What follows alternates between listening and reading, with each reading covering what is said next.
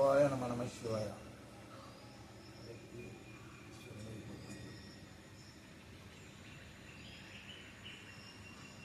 ஆதியும் அந்தமும் சித்தர்கள் சொல்லி வைத்த முப்பொருள் என்று சொல்லிவிட்டார்கள். முப்பை முடிப்பதற்கு சித்தர்கள், ஞானிகள், யோகிகள் அவர்களுடைய அனுகிரகத்தால் கலையும் கற்ற ஒரு குருமார்கிட்ட தான் கற்றுக்க சொல்றாங்க. அதுபோல நீரின்றி அமையாது உலகம் என்று சொல்லிவிட்டார்கள். இந்த உலகத்தில் நீர்தான் முக்கால் பாகம், நிலம் கால் பாகம். அதுபோல இந்த ஒரு நீர் என்றால் நீரிலேயும் பஞ்சபூதங்கள் இருக்கின்றன.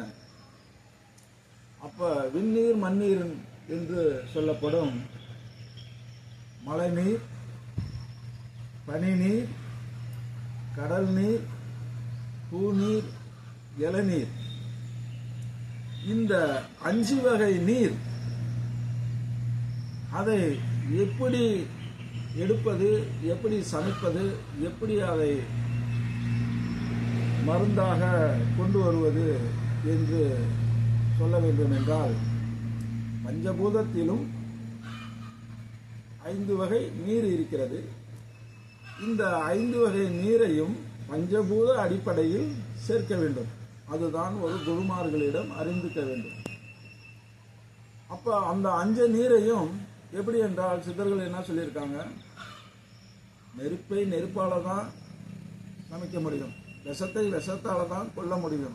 அப்ப நீரை நீரால தான் சமைக்க முடியும், நீரை நீரால தான் சுத்திப்படுத்த முடியும்.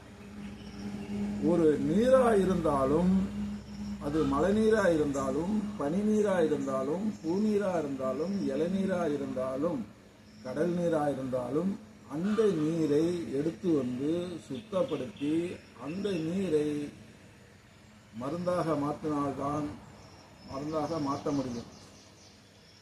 நம்ம எடுத்த உடனே கொண்டு வந்து ஒன்றா கலந்து ஒரு மருந்தை செஞ்சோம்னாக்க எந்த மருந்தும் வர்றதில்லை. அதனால தான் எல்லாம் செஞ்சு வீணாக போகிறது.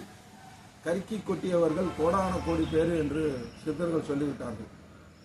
அதுபோல எந்த நீராயிருந்தாலும் அந்த நீராயிருந்தாலும் அந்த நீரை சுத்தப்படுத்தணும், அந்த நீரை கட்டணும். அப்ப இந்த பஞ்சபூத நீர் ஒரு நீரை சுத்தப்படுத்தும் போது, ஒரு நீரை இணைக்கும் போது நீருக்குள்ளேயே நீர் உறவாடி கட்டிக்கும். அந்த மாதிரி ஒரு பஞ்சபூத நீரை சேர்க்கும் போது அந்த நீரை கட்டி அடுத்தாப்புல இந்த ஒரு 64 பாசனங்களுக்கும் நம்ம வரும்போது அந்த பாசனங்களும் கட்டுப்படும். அந்த பாசனங்களையும் எந்த நீரை விட்டு, எந்த மூலிகை சாறை விட்டு, எந்த திராவகத்தை விட்டு சுத்தப்படுத்தி கட்டினால்தான் அங்க கட்டுக்கு வரும். அதுபோல சித்தர்கள் சொல்லி வைத்தது பாடலாக இருந்தாலும் அதில் சில சூழ்ச்சியங்கள், மறைக்கப்பட்ட ரகசியங்கள் இருக்கின்றன. அதை அறிந்து தெரிந்து புரிந்து அதை நம்ம செய்தோம் என்றால் நம்மளுக்கு பிடிப்படும்.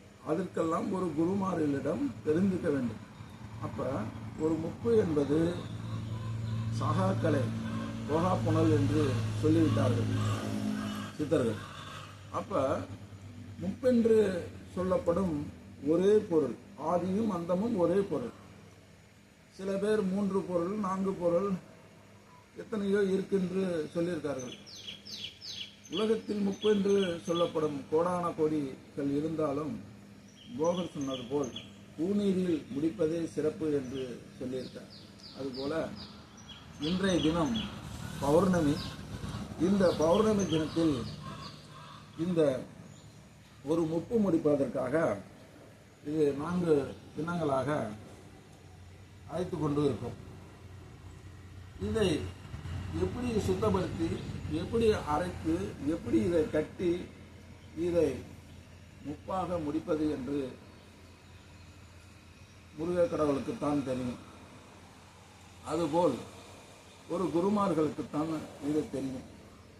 அதுபோல எந்த ஒரு பொருளாக இருந்தாலும் அதை எடுத்துக்கொண்டு எடுப்பதற்கு ஒரு நாள், நட்சத்திரம், கிழமை, ஓரை அறிந்து தெரிந்து புரிந்து பூஜை புனஸ்காரங்கள் செய்து அந்த பொருளை எடுத்துட்டு வந்து அதை சுத்தமாக நீரால் சுத்தப்படுத்தி அந்த அடுப்புக்கு போகாமல் ரவிமதி என்று சொல்லியிருக்கார்கள் சித்தர்கள். கொல்லாமல் கொல்லணும். அதுபோல் செய்து ஒரு முப்பை முடித்தம் என்றால் இந்த உடலையும் அழியா தேகமாக மாற்றலாம். சாகக்கலை போகாப்புணல் போல் இந்த உடலை கற்பமாக ஆக்கலாம். அதுதான் சித்தர்கள் சொல்லியிருக்கார்கள். அதுபோல சித்தர்கள் சொன்னது போல உணரிலும் முடிக்கலாம், அண்டக்கல்லிலும் முடிக்கலாம், ஆதி அந்தத்திலையும் முடிக்கலாம். எத்தனையோ பொருள்கள் இருக்கிறது. எத்தனையோ பொருள்கள் இருந்தாலும் அதில் அறிந்து தெரிந்து புரிந்து அதற்கு சேர்க்கக்கூடிய பொருள்களை எல்லாம் கட்டி அதை முறையாக மருந்தாக முப்பாக முடித்தம் என்றால்தான் இந்த உடம்புக்கு கற்பமாக எடுத்துக்கும். இல்லை என்றால் அது முடிக்க இயலாமை போய்விடும். அதுபோல ஒரு பொருளை செய்வதென்றால் ஒவ்வொரு காலங்களும் நேரங்களும் வயதுகளும் எல்லாம் தேவைப்படுகிறது. அதெல்லாம் அறிந்துதான் சில பொருள்களை நம்ம செய்து முடிக்க வேண்டும். ஒவ்வொரு பொருள்களை எடுத்த உடனே செய்வதென்று நினைப்பது தவறு. அதற்கெல்லாம் ஒரு காலங்களும் நேரங்களும் வயதுகளும் தேவைப்படுகின்றன.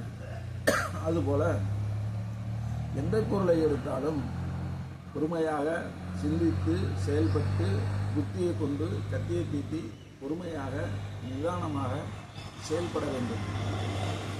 அப்போ சித்தர்கள் சொன்னது போல சித்தர்கள் சொல்லி வைத்ததெல்லாம் மறைப்பாக பாட்டாக சொல்லி வைத்திருக்கார்கள். அதை அறிந்து தெரிந்து புரிந்து எதற்கு எதை சேர்த்தன் என்றால் நீரை நீரால தான் கட்ட வேண்டும், நெருப்பை நெருப்பால தான் கொல்ல முடியும், முல்லை முள்ளால தான் எடுக்க முடியும். அதுபோல எந்தெந்த பொருளுக்கு எதை அந்த இனத்திலேயே அந்த பிறப்பிலேயே அந்த வழியிலேயே போனால்தான் ஒரு மருந்தை முழுமையாக முடிக்க முடியும். அதுபோல அறிந்து தெரிந்து புரிந்து செய்ய வேண்டும். சித்தர்கள் கலையை மதித்து இதை பயன்படுத்தி ஒரு முப்பு என்று முடிப்பது அவ்வளோ அரிது அல்ல. அவர்களுடைய சித்தர்களுடைய அகத்திய முனிவருடைய முருகப்பெருமானுடைய அனுகிரகம் இருந்தால்தான் அந்த முப்பு என்ற ஒரு குருமருந்தை முடிக்க முடியும். முப்பு என்று ஒரு குருமருந்தை முடித்தோம் என்றால் நம்மளுடைய வைத்தியத்திற்கும் ஆகும், வாதத்திற்கும் ஆகும், நம்ம பிறப்பு நிரப்பும் இல்லாமல் கற்பமாக ஆக்கி உடலை காயகற்பமாக ஆக்குவதற்கும் ஆகும். அதுபோல மணி மந்திரம் அப்சோதம் என்று சொல்லிவிட்டார்கள். இந்த விருந்தும் மருந்தும் 3 நாள் தான் இந்த முப்பை முடித்தன் என்றால். எப்பேற்பட்ட நோய்களாக இருந்தாலும் அரிசி எடை கொடுத்தன் என்றால் நோய் பறந்தோடி போய்விடும். அதுபோல ஒரு சித்தர்கள் கலையில் இருக்கக்கூடிய 4448 வியாதிகளுக்கும் முப்புவே ஒரே மருந்து இருக்கிறது.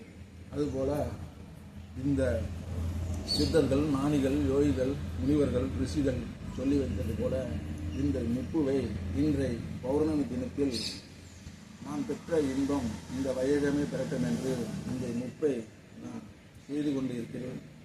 என் ஐயன் அகத்திய பெருமான் அருளால் சித்தி பெற வேண்டும் என்று இறைவனை பிரார்த்திக்கிறேன். சிவசிவா சிவாய நம நம சிவாய.